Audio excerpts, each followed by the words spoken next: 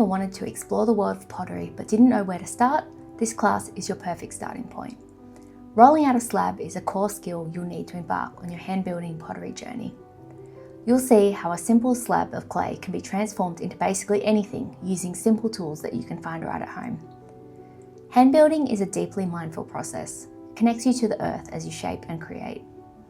I'll run you through how to roll out a slab of clay, and this is the starting point for so many decorating techniques and pottery projects. I'm Megan from Meg Makes Me. I'm a passionate creative and pottery enthusiast, and I love helping others unleash their inner artist and get their hands dirty with pottery templates and tutorials. For me, pottery is a form of meditation. There's something truly special about shaping something beautiful and functional from scratch, all while connecting with the earth. It's a wonderful way to find peace and quiet your mind. Let me take you through what you'll need to create a slab of clay at home. You don't need to invest in expensive tools to get started with this project. In fact, you can likely find most of what you need right in your own home. If you prefer to keep your kitchen utensils clay-free, a visit to your local thrift store can yield some inexpensive kitchen items. First of all, you'll need some clay. While you can experiment with any clay for your slab, it's good to think about what you're going to make with it. I recommend stoneware or mid-fire clay for its durability and versatility. Just make sure before you pick your clay, you know where you're going to fire your piece. And your local pottery store is a great place to start for advice. You'll also need some wire or dental floss to cut off a piece of clay from the block. And you'll need a rolling pin to transform a chunk of clay into a smooth, flat sheet. A rolling pin from your kitchen works great for pottery as well. But if you don't have one, you can always use anything round and long that is hard enough to be able to roll out your clay.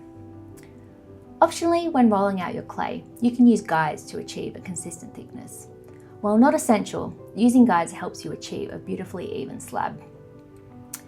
Guides are essentially just two objects of the same height that support your rolling pin as you roll out the clay, and this ensures a consistent thickness.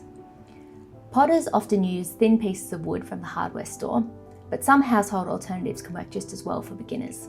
Think of anything that can be stacked to the same height, like magazines or even pencils or paintbrushes. If you're planning on purchasing a rolling pin to use for clay, have a look and see if you can find a rolling pin with guides built into it like this one. They are often called adjustable rolling pins and are traditionally used for dough or pastry, but they work fantastic for clay. The other thing you'll need is a rib or an old credit card. Ribs are invaluable tools in hand building. They help you to compress the slabs and achieve even thickness and reduce air pockets, and they shape and smooth, creating smooth, even walls and refining your forms. Ribs come in a huge variety of materials, shapes, and hardness levels.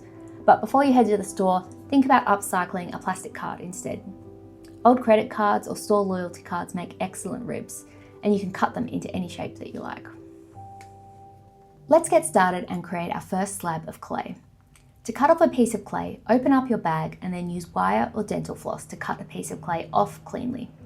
Aim for a size that's sufficient for your project, but not overly large and unwieldy. You can always roll out more clay as needed. Place the clay on your work surface, and then for larger pieces, give it a gentle whack to start flattening it out. Then you want to roll back and forth with downward pressure. Flip the clay over and rotate it 90 degrees after a few rolls. This ensures even thickness and makes rolling easier.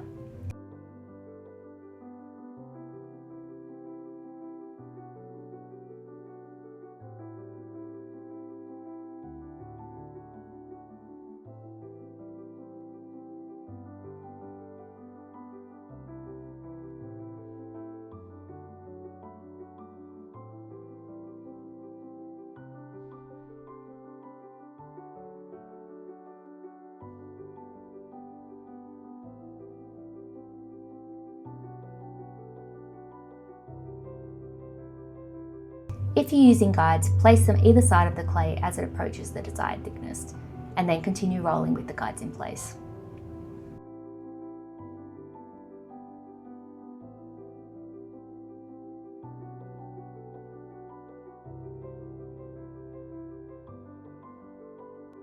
Use your rib or an old credit card to smooth and compress the clay. Hold it at an angle and gently drag it across the surface.